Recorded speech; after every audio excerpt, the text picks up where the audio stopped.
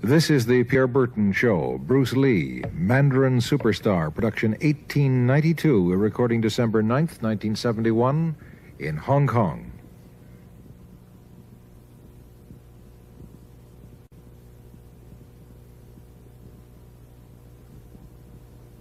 Bruce Lee faces a real dilemma. He's on the verge of stardom in the United States with a projected TV series on the horizon, but he's just achieved superstardom as a film actor here in Hong Kong. So what does he choose, the East or the West? It's the kind of problem most budding movie actors would welcome. It's the Pierre Berton Show, the program that comes to you from the major capitals of the world. This edition comes to you from Hong Kong. And Pierre's guest is the man who taught karate, judo, and Chinese boxing to James Garner, Steve McQueen, Lee Marvin, and James Coburn. The newest Mandarin superstar, known in the West for his appearances in Batman, The Green Hornet, Ironside, and Longstreet. His name is Bruce Lee, and he doesn't even speak Mandarin. And here's Pierre. Well, how can you play in Mandarin movies if you don't even speak Mandarin? How do you do that? Well, first of all, I speak only Cantonese. Yeah. So, I mean, there is quite a difference as far as pronunciation and things like that go. So somebody else's voice is used, right? For Definitely, definitely. You just make the words. Doesn't that sound strange when you go to the movies, especially in Hong Kong, in your own town, and you see yourself with somebody else's voice? Well, not really, you see, because most of the Mandarin pictures done here are dubbed anyway. They're dubbed anyway? Anyway, I mean, disregard. I mean, they shoot without sound. So it doesn't, make any difference. Your lips never quite make the right words, do they? Yeah, well, that's where the difficulty lies, you see. I mean, in order to, because the Cantonese have a different way of saying things, different from the Mandarin. Yeah. So I have to find, like, something similar to that and keep a kind of a feeling going behind that. Something that matching the Mandarin deal. Like the Does old it silent sound complicated? days. Like the old silent days. But I gather in the movies made here, the dialogue is pretty stilted anyway. Yeah, I agree with you. I mean, see, to me, a motion picture is motion. Yeah. I mean, you got to keep the dialogue down to the minimum. Did you look at many Mandarin movies before you started playing in the first one? Yes. What did you think of them when you saw them? Quality-wise, I mean, I have to admit that it's not quite up to the standard. However, it is growing, and it is getting higher and higher and going toward that standard, than what I would term quality. They say the secret of your success in that movie, The Big Boss, which was such a success, rocketed you to stardom in Asia, was that you did your own fighting. As an expert in the various martial arts in China, what did you think of the fighting that you saw in the movies that you studied before you became a star? Well, I mean, definitely in the beginning, I had no intention or whatsoever that what I was practicing and what I'm still practicing now would lead to this to begin with. But martial art has a very, very deep meaning as far as my life is concerned, because as an actor, as a martial artist, as a human being, all these I have learned from martial art. Maybe for our audience who doesn't know what it means, you might explain exactly what you mean by martial art. Right. Martial art include all the combative arts like karate or karate, judo, Chinese kung fu or Chinese boxing, whatever you call it. All those. You see, like Aikido, Korean, I can go on and on and on. But it's a combative form of fighting. I mean, it's not, some of them became sport, but some of them are still not. I mean, they use, for instance, kicking to the groin, jabbing fingers at the eyes, and things like that. No wonder you're successful in the Chinese movies. They're full of this kind of action anyway. They needed a guy like you could... Violence, man. So you didn't have to use a double when you moved into the motion picture world here. You did it all yourself. Right. Can you break 5 or 6 pieces of wood with your hand or your foot? I'll probably break my hand and foot. But tell me a little bit... you set up a school in Hollywood, didn't you, for people like James Garner and Steve McQueen and the others? Yes. Why would they want to learn Chinese martial art? Because of a movie role? Not really. I mean, most of them, you see, to me, at least the way that when I teach it, all type of knowledge ultimately means self-knowledge. So therefore, they are coming in to, and ask me to teach them not so much of how to defend themselves or how to do somebody in. Rather, they want to learn to express themselves through some movement, be it anger, be it determination, or whatsoever. So in other words, what I'm saying, therefore, is that he is paying me to show him in combative form the art of expressing the human body. Which is acting, in a sense, isn't it? Well... Or it would be a useful tool for an actor to have. It's... it might sound too philosophical, but it's unacting acting or acting unacting, if you... You've lost me. I have, right? So what I'm saying, actually, you see, it's a combination of both. Here it is the natural instinct, and here is control. You are to combine the two in harmony. Not, if you have one to the extreme, you will be very unscientific. If you have another to the extreme, you become all of a sudden a mechanical man, no longer a human being. So it is a successful combination of both. So therefore, it is not only, so therefore it's not pure naturalness or unnaturalness. The ideal is unnatural naturalness or natural unnaturalness. Yin yang, eh? Right, man, that's it. One of your students, James Coburn, played in a movie called Iron Man Flint, in which he used karate. Is that what he learned from you? He learned it after. Oh, he went... yeah. After he played in Iron Man. Right. You see, actually, I do not teach, karate, because I do not believe in styles anymore. I do not believe that there is such thing as, like, Chinese way of fighting or the Japanese way of fighting or whatever way of fighting, because unless human beings have 3 arms and 4 legs, we will have a different form of fighting. But basically, we have only 2 hands and 2 feet. So styles tends to not only separate man, because they have their own doctrines, and then the doctrine became the gospel truth, that you cannot change, But if you do not have styles, if you just say, well, here I am, as a human being, how can I express myself? Totally and completely. Now, that way, you won't create a style, because style is a crystallization, that way, it's a process of continuing growth. You talk about Chinese boxing. How does it differ from, say, our kind of boxing? Well, first, we use the feet. That's and then we use the elbow. And use the thumb too? You name it, man. We use it all. You have to, you see, because, that is the expression of the human body. Everything, not just the hand.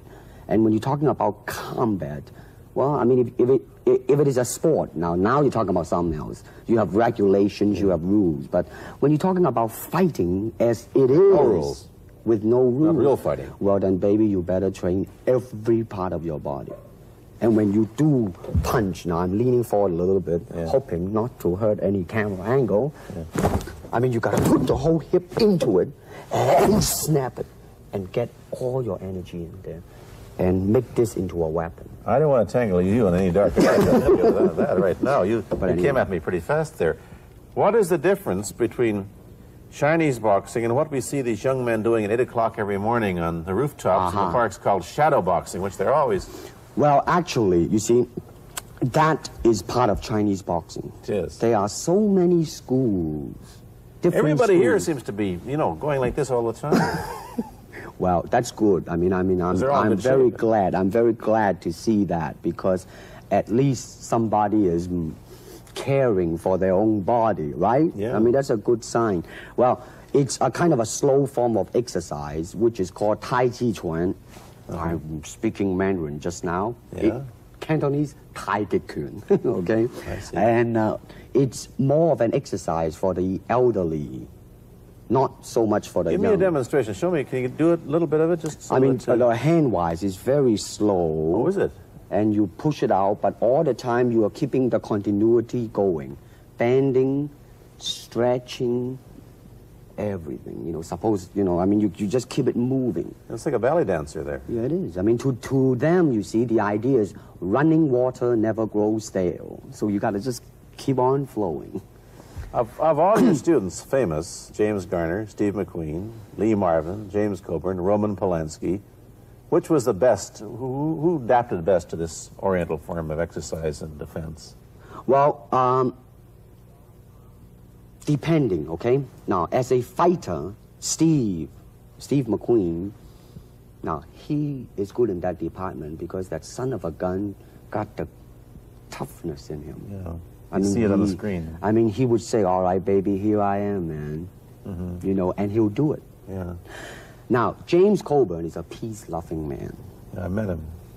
Right? I mean, you've met him. I mean, he's really, really nice. I mean, super mellow and all that. I mean, you know, I mean, now, he appreciates the philosophical part of it. Therefore, his understanding of it is deeper than Steve. So it's really hard to say. You see what I'm saying now? I see. I mean, it's different. So that's, I mean, depending on what you see in it. Interesting that we don't, in our world, and haven't since the days of the Greeks who did, combine philosophy and art with sport. But quite clearly, the Oriental attitude is that the three are facets of the same things.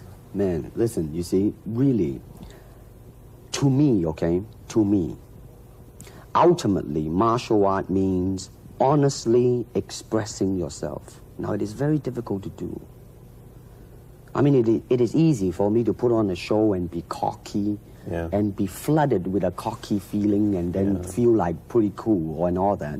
Or I can make all kinds of phony things, you see what I mean, blinded by it. Or I can show you some really fancy movement.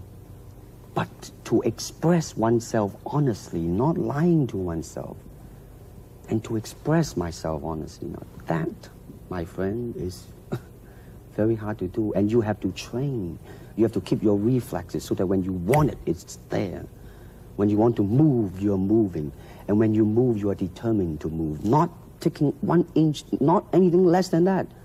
If I want to punch, I'm going to do it, man, and I'm going to do it, you see. So, I mean, so that is the type of thing you have to train yourself into it, to become one with the, you think? Yeah, this is very un-Western, this attitude. I want to ask you about your movie and TV career, but first we'll take a break. Then I'll be back with Bruce Lee. I've been talking to Bruce Lee mainly about the Chinese martial arts, which include things like Chinese boxing, karate, and judo, which is what he taught when he was in Hollywood. After he left the University of Washington, where he studied, of all things, philosophy, if you can believe that. He did, but that, perhaps you understand why the two go together from the first half of this program. And you can perhaps understand how he got into films. He knew a lot of actors, but I'm told that you got the job on the Green Hornet, where you played Kato the chauffeur, mainly because you're the only Chinese-looking guy who could pronounce the name of the leading character, Britt Reed.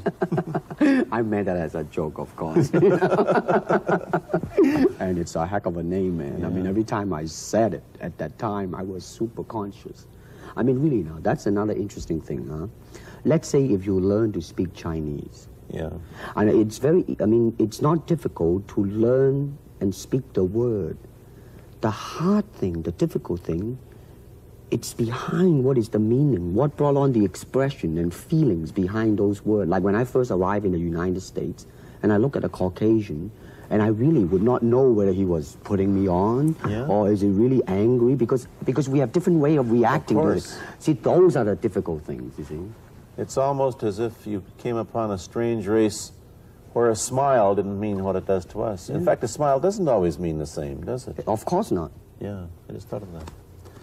Tell me about the big break when you played in Longstreet. I must tell the audience that Bruce Lee had a bit part or a supporting role in the Longstreet series, and this had an enormous effect on the audience. What was it? Well, you see, the title of that particular episode of Longstreet is called The Way of the Intercepting Fist. Now, I think the successful ingredient in it was because I was being Bruce Lee. Yourself. Myself, right.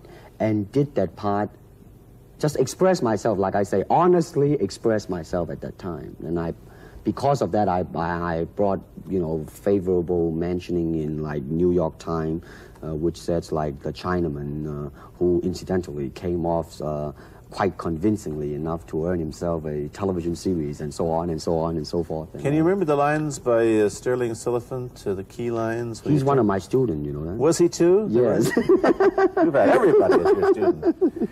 But you read, there were some lines that express your philosophy. I don't know if you remember them or not. I remember that. I Let's said, hear. this is what it is, okay? You're talking to Longstreet, played by James Francesca. I said, empty your mind. Be formless, shapeless, like water. Now you put water into a cup, it becomes the cup. You put water into a bottle, it becomes the bottle. You put it in a teapot, it becomes the teapot. Now water can flow or it can crash. Be water, my friend. Like that, you see? Oh, I see. I get the idea. Uh-huh. I get the power behind it. So now, two things have happened. First, there's a pretty good chance that you'll get a TV series in the States called The Warriors, in which you use what, the martial arts in a Western setting? That was the original idea. Now, Yeah. Paramount, I did Longstreet for Paramount, and Paramount wants me to be in a television series. On the other hand, Warner Brother wants me to be in another one, but both of them, I think, they want me to be in a modernized type of a thing. And they think that Western idea is out. But Whereas you want to do the Western, eh? I want, because you see, I mean, how else can you justify all these punching and kicking and violence except in that period of the West? I mean, in nowadays, I mean, you don't go around on the street kicking people or punching people. Because if you do, that's it. I mean, I don't care how good you are, But this is true also of the Chinese dramas, which are mainly costume dramas. They're all full of blood and gore over here. You mean here? Yeah. Well, unfortunately, you see, I hope that the picture I am in would either explain why the violence was done, whether right or wrong or whatnot. But unfortunately, pictures, most of them here, are done mainly just for the sake of violence. You know what I mean? Like, fighting for 30 minutes, get stabbed 50 times. But I'm fascinated. Let me give you your microphone back. I'm fascinated that you came back. I am a martial artist. You came back to Hong Kong on the verge of success in Hollywood and full of it. And suddenly, on the strength of one picture, you become a superstar. Everybody knows you. You have to change your phone number. You get mobbed in the streets. Now, what are you going to do? Are you going to be able to live in both worlds? Are you going to be a superstar here, or one in the States, or both? Well, let me say this. First of all, the word superstar really turned me off, and I'll tell you why. Because the word star, man, is an illusion. It's something what the public calls you. You should look upon oneself as an actor, man. I mean, you would be very pleased if somebody say, hey, man, you are a super actor. It is much better than, superstar. Yeah, therefore, you've got to admit that you are a superstar. You're not going to, if you're going to give me the truth. I'm honestly saying this, okay? Yes, I have been very successful. Yeah. Okay? But I think the word star I do not look upon myself as a star. I really don't. I mean, believe me, man, when I say it. I mean, I'm not saying it because what are you going to do? Let's get back to the question. Okay. Are you going to stay in Hong Kong and be famous? Or are you going to go to the United States and be famous? Or are you going to try and eat your cake and have it too? I am going to do both because, you see, I have already made up my mind that in the United States, I think something about the Oriental, the true Oriental should be shown. Hollywood sure as heck hasn't. You better believe it, man. I mean, it's always that pigtail and bouncing around, chop, with the eyes slant and all that. And I think that's very, very out of Is it true that you were the first job you had was being cast as Charlie Chan's number one boy? Yeah, number one son, yeah. No, They never made a movie. No. They were going to make it into like a new Chinese James Bond type of a thing. Now that, you know, the old man Chan is dead, Charlie is dead, and his son is carrying on. But they didn't do that. No. Batman came along, you see, because and then everything was started to be going into that, you know, that kind of which you were in. But I mean, by the way, I did a really terrible job in that, I have to say. Really? You didn't like yourself? I didn't see it. Let me ask you, however, about the problems that you face as a Chinese hero in an American series. Have people come up in the industry and said, well, we don't know how the audience are going to take a non-American? Well, such question has been raised. In fact, it is being discussed, and that is why The Warrior is not going to be on. I see. You see, because unfortunately, such thing does exist in this world, you see, like, I don't know, certain part of the country, right? Where, like, they think that business-wise, it's a risk. And I don't blame them, I mean, in the same way, it's like in Hong Kong, if a foreigner come and became a star, if I were the man with the money, I probably would have my own worry of whether or not the acceptance would be there. But that's all right, because if you honestly express yourself, it doesn't matter, see? Because are you, how about the other side of the coin? Is it possible that you are, I mean, you're fairly hip and fairly Americanized. Are you too Western for Oriental audiences, do you think? Oh, man, like, how? I have been criticized for that. You have, eh? Oh, yes, definitely. So. Well, let me say this. When I do the Chinese film, I'll try my best not to be as American as I, you know, have been adjusted to for the last 12 years in the States. But when I go back to the States, it seems to be the other way around. You know what I mean? Too exotic, eh? Yeah, man. I mean, they're trying to get me to do too many things that are really for the sake of being exotic. You understand what I'm trying to say? Oh, sure. So it's really, I mean, it's when you live in both worlds, it brings its problems as well as its advantages, and you've got both. Time to go to a commercial. I'll be back in a moment with Bruce Lee. Let me ask you whether the change in attitude on the part of the Nixon administration towards China has helped your chances of starring in an American TV series. Well, first of all, this happened before that. Yeah. But I do think that things of Chinese will be quite interesting for the next few years. I mean, not that I'm politically, you know, inclining toward anything. You know, I understand that. I'm just wondering. But I mean, once the opening of China, you know, I mean, that it will bring more understanding. Yeah. More things that are, hey, like different, you know? And maybe in the contrast of comparison, some new thing might grow. So therefore, I mean, it's a very rich period to be in. I mean, like, if I were born, let's say, 40 years ago. Yeah. If I have a thought in my mind, I said, boy, I'm going to star in a movie or star in a television series in America. Well, that might be a vague dream, but I think right now, maybe, man. You still think of yourself Chinese, or do you ever think of yourself as North American? You know what I want to think of myself? As a human being. Because, I mean, I don't want to sound like, you know, as Confucius say, but under the sky, under the heaven, man, there is but one family. It just so happened, man, that people are different. Okay, we got to go. Thank you, Bruce Lee, for coming here. Thank you for Pierre. watching. Thank you. You've been watching Bruce Lee on The Pierre Burton Show, a half-hour program of conversation, opinion, and debate. This is Bernard Cowan speaking.